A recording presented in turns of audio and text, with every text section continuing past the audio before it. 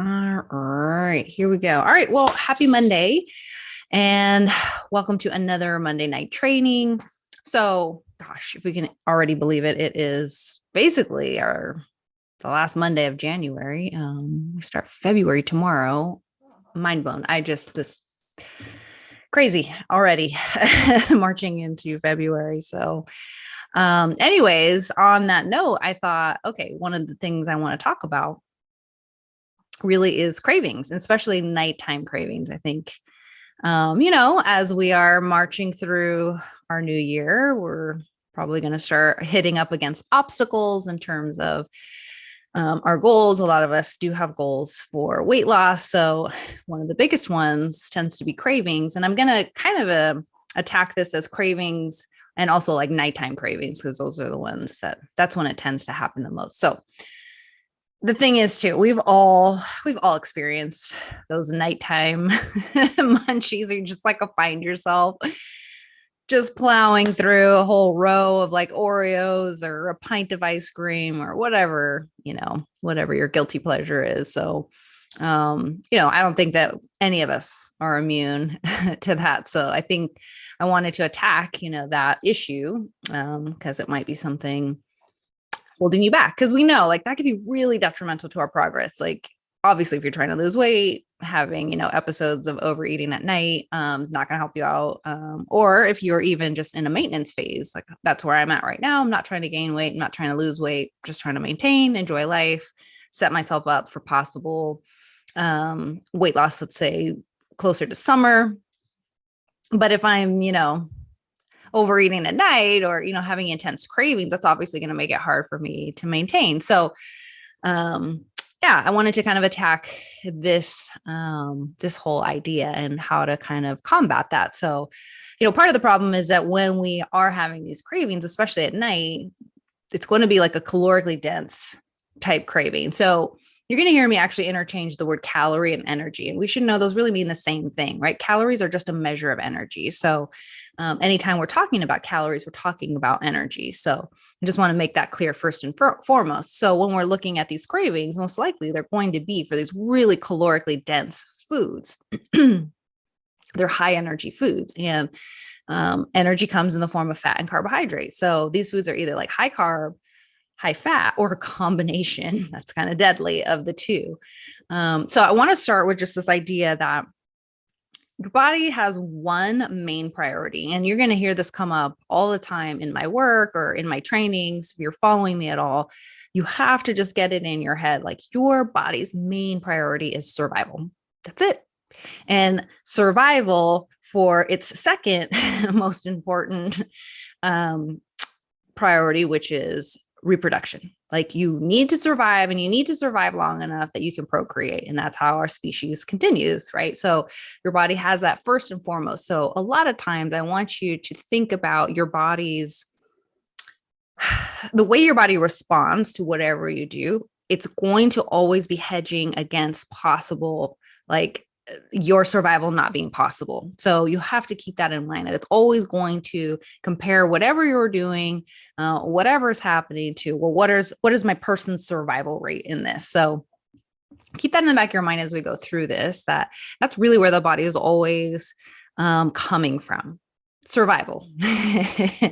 And survival first and foremost, and then second, the ability to reproduce. So let's talk about like the pattern that I kind of see with people who tend to have like these nighttime cravings. Now, I am talking to a specific audience here. Like, you guys here are people who are already, I don't want to say health minded, but yes, like you recognize that, there has to be some effort in terms of nutrition, your food coming in, that you have goals. This is not for the audience who's like, I don't really care, I just eat whatever I want, I don't really, care about my health. That's not who we're talking about. We're talking about people who actually have some kind of drive to either just get healthier, eat in alignment with what works best for their bodies, and probably have some body composition goals. So here's the pattern I tend to see.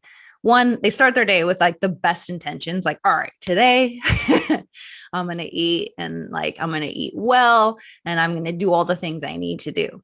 You might even be planning out your meals. Maybe maybe you're even meal prepping. So you're like pre-cooking and pre-designing and putting together your meals, right? So you have already kind of a plan going into this, right? And then it's like you go to the pantry and you get one look at those Oreos and like you're like, okay, well, I'll just have one or two. Or well, the serving is 3 cookies. It is. And I'm just gonna have the 3. And then before you know it, the whole row is gone. Yeah, and you've blown it, right? You're like in this black hole of like snacking. We've all been there. So there's no judgment in that. But what is going on, right? So let's talk about this. Like, are you just undisciplined? Like, do you lack willpower? Do you need to keep that food just out of the house? That actually might be a good idea. We'll come back to that one. But this is typically the pattern that we see. Like someone thinks they've set themselves up, and they have the best of intentions, and yet they still find themselves shoveling food down their throat at the end of the day. So let's start with, why does this even happen? So I want to reveal kind of the 10 most common causes behind these like nighttime cravings. And then that'll lead us logically to how do we address them? How do we actually, gain control over those, and not fall prey to like nighttime cravings all the time. So let's first talk in terms of like, what are the causes? And these are just typical. There's plenty more, I'm sure, but I think this is, a majority of us, if we are having these nighttime cravings, whether they're regular or just like every once in a while, episodic, it's probably one of these 10. So let's go through them. Number 1, it's just a habit. Certainly I've had plenty clients come to me in the beginning and we talk about some of their eating habits, and like, they're just in this habit. Like, well, every night after dinner, I always have ice cream. I always have a bowl of ice cream. I always have cereal. I always have some kind of chocolate, right?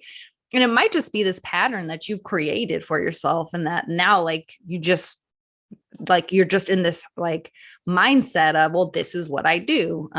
We probably don't realize how habitual we are as humans. What we do day to day is so similar. Like your day is very much a repeat of your day before. And so if we start getting into like little patterns like that, yeah, it just becomes a given, like, oh, that's what I do. And now you've like just created this situation where you're going to want, a snack at the end of the day. So it could be just plain habit. You've just created this, and now it's time to like back out of like that habit. Okay. That's 1.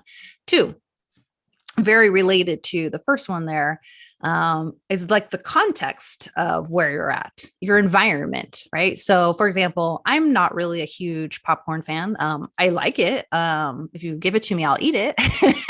I don't have any problems with it, but it's not like the snack I go to. It's not the first thing on my mind. I won't even buy it. I don't even think of it when I'm at the store or buying food. However, if you put me in a movie theater, all of a sudden I want the extra large popcorn and I will eat it all.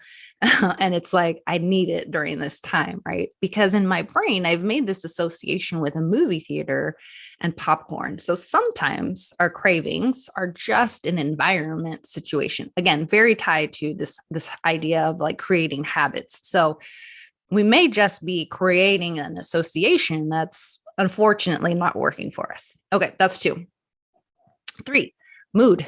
Your mood dictates a lot of how you eat. In fact, we have a whole saying, we call it comfort food, right? We literally will comfort ourselves with food. Now, there's a physiological reason we will do that. And that's because there are certain foods, high fat, high carb, that will actually light up the reward center of the brain and literally release dopamine, making you feel good. So when you're sad, when you're depressed, when you're upset, when mood is low for whatever reason, we will, of course, crave foods that we know and that your brain knows make you feel better. So don't feel bad about that. That's your physiology, right? And remember, carbs and fat are a very dense source of energy. And so with that, like it is going to make you feel better. Right? So don't feel bad that like you feel good eating those foods. That's the response. And so your mood actually might be inviting those cravings. Now, on the other hand, you could have a good mood. You could be happy. You could be excited. and you'll still want to associate food with that, right? Just think, you get, let's say, a promotion at work. You tell someone that, right? What's the first thing they're probably going to say? Let's go celebrate. And how are you going to do that? With food, right? So your mood could actually be dictating these cravings themselves. All right, that's 3. 4, stress. I could do a whole training just on stress, but here's the thing. Like, again, you got to remember your brain has one priority, and that's your survival. It also does not know the complexity of modern society, that we have different types of stress, that we have emotional stress, that we have physical stress, that we have mental stress. All of those are taxing in different ways. Your body has no idea how to differentiate between those, though. It just understands stress in terms of survival. And back in the day, if you were stressed, you had 2 responses. You still only have 2 responses, but your brain and your body doesn't understand that, like, you can fix your issues in other ways. So your only response really is fight or flight. The body is like, okay, my person is stressed. They're either going to flee physically from this stressful situation, or they're going to fight it off. In any case, either one, you need energy in order to deal with that stressor. And so immediately you'll notice, like, just like, think about a terrible email you got. Let's say your boss sent you an email that made you upset. You will literally physically feel that physiological change. Heart rate is going to increase. Your blood pressure is going to increase. Breathing is going to increase, right? All of this physiological response is going to happen. That is your body readying you to either flee or fight, that stressor. What it doesn't realize is it was just an email, and it just emotionally got you charged, maybe mentally too. And you don't actually need more energy to deal with that. It needs to be resolved in another way. All that to say, you're expending, or your body thinks you're about to expend, a lot of energy. This tends to increase blood sugar, right? The body's going to release glucose into the bloodstream in order to give you energy to deal with whatever the stressor is. But the thing is, we don't. That email does not need to be responded to physically. Gosh, I hope not. And so we start to wreak havoc on our blood sugar. This is where we start to have dysregulation. Blood sugar is rising. The higher your blood sugar goes, that means the lower it's going to go. So when blood sugar drops, you are going to get hungry. So now you can kind of extrapolate that long term. If you are chronically stressed, you are chronically sending the signal that you need energy to deal with your stressor, because your brain, your mind doesn't understand that you actually don't need to physically fight it off, but you need to deal with it in some other way, right? And so most of us, are dealing with a lot of mental and emotional stress. A lot of us are in jobs that are very mentally demanding. Maybe they're very unsatisfactory too. We're not feeling fulfilled in those. We have relationships, right? Where there may be emotional stress that's happening there, right? And so we have a lot of stress on us, and the body really only has this one mechanism, which is not super helpful in that in resolving. So stress has to then be a consideration if we're having tons of cravings. So I want you to think about, let's say, days where you have really acute stress, like you get in an argument, let's say with your partner. Again, you'll feel all the physiological effects. You won't be hungry in that moment. Absolutely not. In fact, the body will blunt hunger in that moment so you can deal with, that stressor, right? Think if you had to run away or fight whatever the stress was, you can't be hungry in that moment. You need to deal with it, right? So think about your stressful situation. Like I said, let's say, an argument with your partner. And then I want you to evaluate your hunger later that day, because like I said, you're not going to be hungry in the moment, but chances are later, you're going to have some increased hunger because of what happened during that intense moment. So just watch that connection between days where stress is super high, and then look at your cravings later on that evening, or even the next day itself. Okay. That was 4. 5, lack of sleep.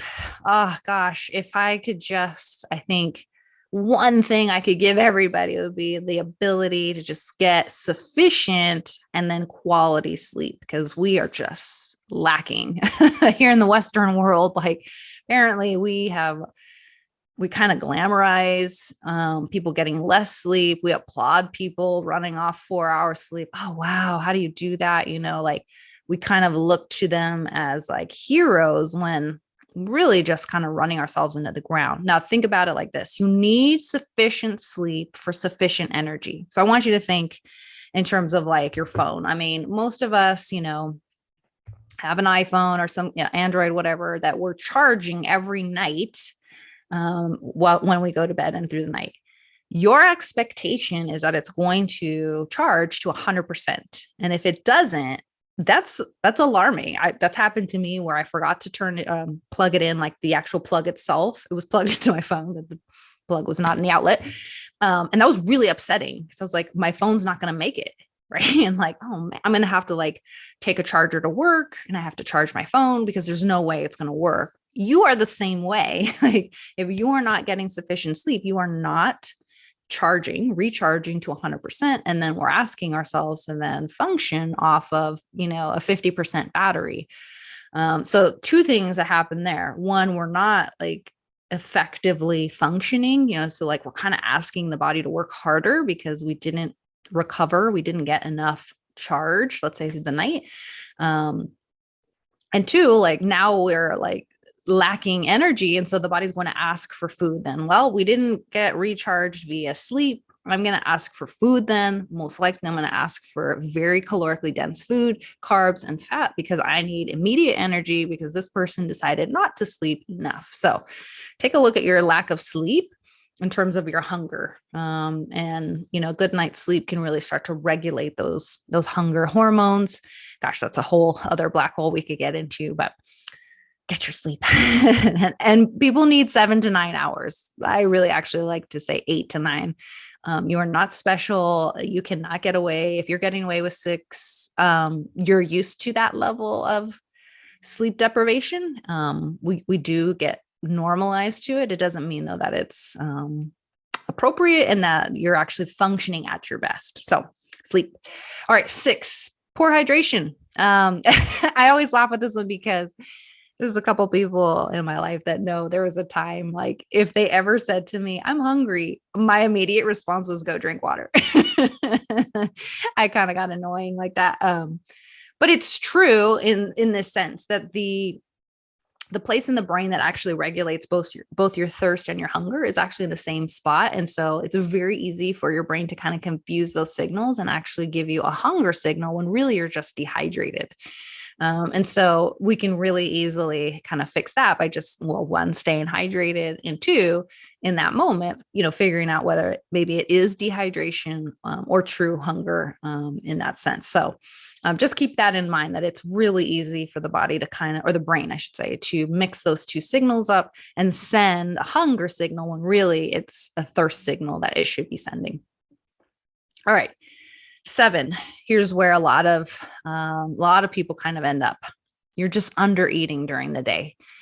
And with the best intentions, or you're kind of doing it on purpose, thinking, okay, I'm just going to delay food. So maybe you're going to like have just coffee for breakfast. I'm going to have a small lunch, maybe a salad, nothing like high calorie. And then I'm going to save my calories because I'm going out, let's say later to eat, or I just like having a bigger dinner.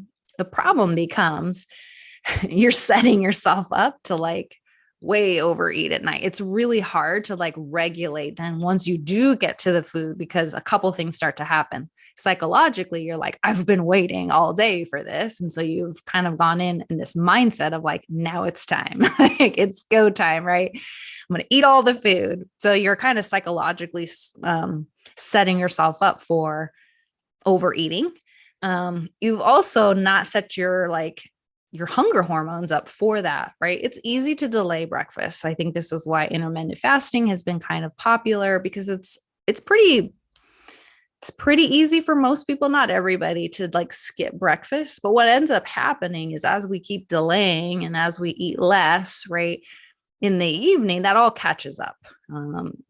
If we had just kind of balanced our meals out, had a sufficient breakfast and lunch, we can actually go into dinner not ravenous, and with like hunger hormones where they should be, where we're hungry, but not to the place where we're going to like stuff everything in our face. So I get like what we're trying to do there, but I think it has to be like, you can't really go to an extreme with that, especially for long term. Maybe every once in a while, but even then, just know you're really setting yourself up that it's really hard to like withhold.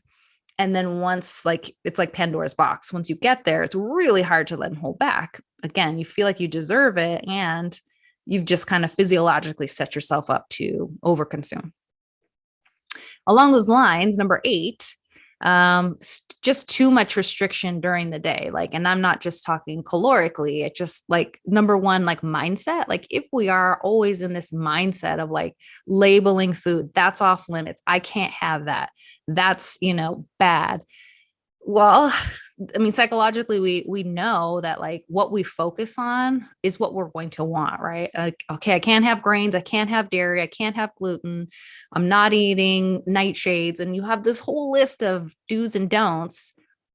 I mean, it's really hard to like stay in that mindset all the time. It's not, you're not working with your human psychology. You're working really against it, right? So just think like if I told you, I don't want you to think about a pink gorilla, what are you immediately thinking about, right? I have actually put your focus on that rather than take it off of it. So we have to be careful about our mindset and how we start labeling food, because for most people, not everybody, but for most, once we start labeling, once we start looking at food black and white, we're kind of setting ourselves up for basically as strong. I'm trying to give a good analogy. I like the bow and arrow. Like the more we restrict, right, the more we pull back on that bow, the farther forward that bow will go, right? So the more we restrict, the more we really like push that button, push those limits, the more we're going to have the propensity to then over consume that food or just get fixated on those foods. The other way is very similar to that. So there's the mindset around restriction, and then there's just like flat out restricting food groups, right? So we've got people who like to go like low carb. So they're very much restricting carbohydrates. So we have groups that are very low fat, right? So they're really restricting in their fat intake. And then there's people who are not really necessarily doing this on purpose, but they're very low protein, right? And so again, anytime we're going to restrict one of those food groups, it's going to come back in some way. So for example, we've talked already today, carbohydrates and fats are a very rich source of energy. They're calorically dense, right? Especially when they're in combination. And so when less of one of those energy sources is coming in, the body's going to have to find energy somewhere else, right? And so when we're low carb, the body's going to have to find energy some other way. When we're low fat, well, then the body's really going to want to push the carbohydrate because it's not getting anything out of the fat, right? And then when we're low protein, that can be problematic because there's a hypothesis. It's actually called the protein leverage hypothesis. You can look it up, that we have a baseline level of protein we need. And if we don't get it, the body may push us to overeat carbs and fat to get the protein, because you can get protein out of like broccoli and out of kale. There are plant sources of protein. They're just on the lower end. It's not like something like a piece of chicken, which is very dense in protein, where I could have like 4 ounces of chicken and get, I don't know, like 24 grams of protein. I'd have to eat like, I forget the amount, like 6 to 10 cups of broccoli to get that. That's not happening. And that's not a fun time. That's way too much broccoli. So there's this idea, the protein leverage hypothesis, that if we're not getting enough protein, the body will overconsume carbs and fat in order to get that protein. So just know, like, there's always a cost when we start to skew certain food groups. They're all beneficial. We need carbohydrate, we need fat, we need protein in the right amounts, and specifically to our context. A whole other training there, right? All right. So that's 8. Number 9, a lot of times we are choosing foods and beverages that actually do increase our hunger. So I want you to think of like processed foods. And I know processed foods get a very bad rap, and for good reason. For a lot of those foods, they're very well formulated. It's very eye opening when you start to learn about like how processed foods, and processed foods are things like chips and cookies, like anything that didn't really come from a whole food. It's very much manufactured in like a lab type area, right? Like some of these foods, like Doritos, they've got a scientist and then they've got a marketer basically creating this food, right? The marketer knows like psychologically what the consumer needs, and then the scientist knows how to create that in a food. And then they're trying to find, literally, you can look this up, the bliss point.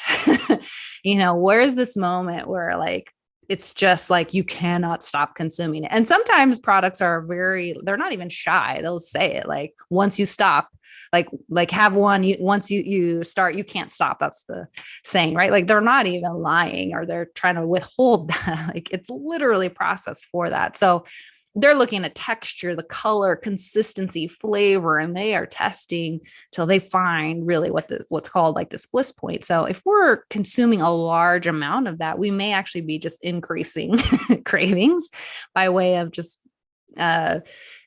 taking part in like an addictive behavior. So we have to be very careful. And of course, a lot of times that's very high carb, high fat. You can also think alcohol is the same way. It's really hard not to like make less than desirable choices when you're drinking. A lot of that comes down to like being dehydrated. Number one, remember, dehydration can be confused with hunger. And then there's just like you start making poor decisions the more you drink. And so you have to be aware, like, okay, this may be a trigger in terms of my cravings and my overeating specifically. Okay, number 10, last cause possibly is nutritional deficiencies. So this is a lot harder to like kind of pinpoint, but if we're having like really strong cravings for specific foods, it's possible. It's very much a hypothesis. It can't always be proven, but it could be just a deficiency like in a vitamin and a mineral. So for example, chocolate, we know a lot of times women on their cycle will have chocolate cravings. And a couple things are happening there. Like chocolate does have a good amount of magnesium in it. And when we're on our cycle, we're actually low in magnesium. So it might make sense that we would want those things. Doesn't always like really pan out because there are better ways to get magnesium in the system, but it's a possibility. If you're craving meat, there may be like low iron. If you're craving cheese, possibly like low calcium. Salty foods, you may be craving or, deficient in sodium. That one I find to be very true for me, like especially in the summer. I sweat a lot when I work out in the summer, and I'll notice, my salt, like my propensity and my desire for salty food will go up. Yeah, because I've expended a ton of sodium and I need to replace that. So that's a possibility that there's just maybe a deficiency there. And we need to look at in terms of like our food choices, like, are we actually meeting our nutritional needs? Okay. So those are 10 of the most common, right? So let me just run through them real quick again. Habit, you just might have a habit of eating snacks at night. It might be the environment that you're creating, or like you're just associating with whatever that snack is. Might be a mood that you're in. Stress might be high, especially maybe you had acute stress that day, lack of sleep, poor hydration. So you're dehydrated, you're under eating. There's just too much restriction, possibly just like your mindset is creating that, or just food groups. You're just leaving out food groups, and that's creating some craving there. You may just be indulging too much in foods that are meant to be addictive. And then there could just be a nutritional deficiency. So with that in mind, let me give you some tips in terms of like how to actually stop those cravings. But I think you probably can hear the answer in just understanding like where those might be coming from. So I think number one is we have to just identify like what is the trigger. Is it our environment? Is it a habit? Am I just dehydrated? Am I really stressed out? Do I need to go to bed? And just know like that's going to change, right? My cravings tonight might be for different reasons tomorrow, right? And so we just have to be self-aware and just curious in terms of like, where is this really, coming from? Am I just not eating enough? Certainly there's days I'm super stressed. I'm skipping meals because of that. And then I'm ravenous. Okay, so that's not a big mystery then why I want to eat the whole pantry. All right, so number one, you got to just get curious with yourself, like what's really like at the heart of this. Two, if anything, if you could just establish like regular eating patterns, like that alone can just rock your world. Like just start having a breakfast, a lunch, and a dinner. Like have not only regular like eating times, but then start to like balance out those meals, right? So that's actually 2 and 3. So your body loves routine. Remember, its number one priority is survival. So if you are constantly eating at regular intervals and not allowing yourself to get too hungry, great. That's a wonderful signal to send to your body. That's a great way to help your body feel safe and feel like, okay, famine is not around the corner. Awesome. We don't have to drive hunger up because of a possibility that we're not going to have food. Your brain has no clue that, like, literally, there's tons of McDonald's and fast food restaurants all over the place, that we live in food abundance. Obviously not everybody is lucky enough to have all food at their beck and call, but for the most part, most of us have plenty. But your body doesn't realize that. It's still very antiquated and working off of this very like antiquated system of like you could go into a famine, like food could be taken away. So establish really regular eating patterns for yourself. And then 3, balance those meals out. Distribute your calories evenly. Stop trying to hoard for the end of the night. It's so much nicer to go into your dinner feeling like not ravenous and feeling in control and feeling like, okay, of course you want to eat, but like it's not now like do or die and like I must eat all the things. Or even just like that unsatisfactory feeling afterwards, right? Which is number 4, is like balance your macros within those meals. Have enough protein, carb, fat throughout the day that you're not putting yourself in a situation where the body's like, hey, like we haven't gotten enough protein. Like I'm really hungry. Or even if you're trying to go, let's say like really low fat, I can leave meals feeling very unsatisfactory. And I can feel it right away. And sometimes I don't do a good job of balancing that out. I'm like, God, I feel like I just ate enough, but like, I don't feel satisfied at all. And I might look back and go like, well, maybe because there was like 3 grams of fat. Okay. Yeah. I didn't have, a nice balanced meal there. And I would always say like protein needs to be at the center of those meals to really help with just satiation and just like hunger. And it will actually help level out your hunger hormones. I regularly will get clients telling me as we start to work on this, oh my gosh, like hunger is regulated. Like, and then they can tell when they haven't had enough protein, like hunger goes through the roof. Yep. Like it really does an awesome job of helping you feel full and keeping you full for long periods of time. All right. 5, you got to prioritize stress management, especially if you're someone who just lives a very like stressful lifestyle, which is a lot of us. I think it's a majority. I don't know many people who have a stress-free lifestyle. And even then, we know there's going to be periods of stressful moments. So the thing I want to say like is recognize when you're using food to deal with that stress, because we all do it. It's like no judgment, but recognize that happens and then figure out non-food ways to deal with that, non-food ways to unwind, non-food ways that'll actually help take the burden of the stress off the system rather than just giving you a quick little like dopamine hit. And then what happens after that stress has not actually been mitigated at that point. So prioritize stress management. 6, have snacks on hand that actually you enjoy, but that are not going to like incite like cravings, right? So I love one of my nighttime little treats that I'll have sometimes is like Greek yogurt, and I'll get it plain. I'll add protein powder. The protein powder will be the flavor then of, the yogurt itself. Maybe I'll add like some chocolate chips, not a ton. So I'm getting some sweet, I'm getting a ton of protein out of that. It feels a little savory. And I promise you, it's like I'm always full afterwards. Like that, I don't like, oh my God, I want more and more and more. Now, you give me, and my favorite is milk and cookies, Ben and Jerry. I could certainly eat a whole pint and then I'll feel sick afterwards. I've done it. But like there's no breaks with that type of food. Like I just want more and more and more. Whereas if you give me, like half a cup of Greek yogurt, add some protein powder, I have a hard time just even finishing that. So be strategic about having options for yourself that are going to actually control hunger, but that you enjoy. I mean, I'm not saying go buy, things that you're not going to love. Of course, find something that's going to work, that's actually going to control hunger. Last, just take a pause. Especially when it's coming, your cravings are coming on strong. Like you have to like create space between you and that craving. Like give yourself a moment to be able to allow the craving to possibly pass, or for you to just get curious about like, okay, whoa, where is that coming from? Like, I want to like eat everything in my pantry right now. Like, am I bored? Am I actually dehydrated? Am I tired? Did I have a really stressful day? Do I need to like decompress?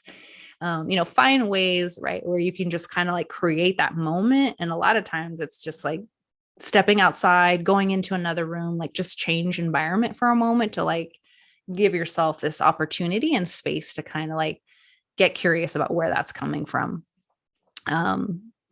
It's it's work. I will say I don't have any magic pills for like how to like reduce those cravings, except to like meet them head on, like understand where they're coming from and actually create,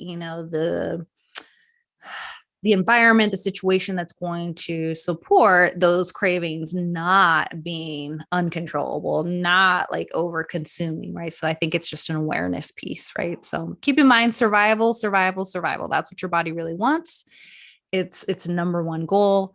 And so in the context of all of this, looking at that, like that's all your body's trying to do. It's not trying to work against you. I know a lot of times it feels like, oh, gosh, like why does my body like just not do what I want? Like, well, because you might be sending a signal that's pushing it in that direction, right? So just be aware that your body really is always craving like certainty in terms of your survival. And so if that's threatened, it's going to send certain signals in order to ensure your safety and your survival. So your physiology is pretty complex in terms of like everything's kind of like intermingled. Everything's like working together, interconnected. That's the word.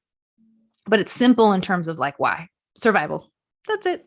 Your body just wants you to survive. So anyway, I hope that was helpful. This was a little bit of a longer one, but I think it's a good one in terms of like just getting ahead of, what is really happening, understanding our cravings, and then like having ways to deal with that are actually going to help us find success. So, all right, it's Monday. And those of you who are over here with me on the West Coast, it's time for dinner. Go eat a nice balanced meal. Make sure you have enough protein. And get curious if you get some cravings tonight. Make some space so you can kind of like dig in. Where's that coming from? And then problem solve from there. All right, guys. It's been a good one. I will upload this, have a link for us for tomorrow. I will see you guys next Monday for our next training. All right. We'll see you later. Bye.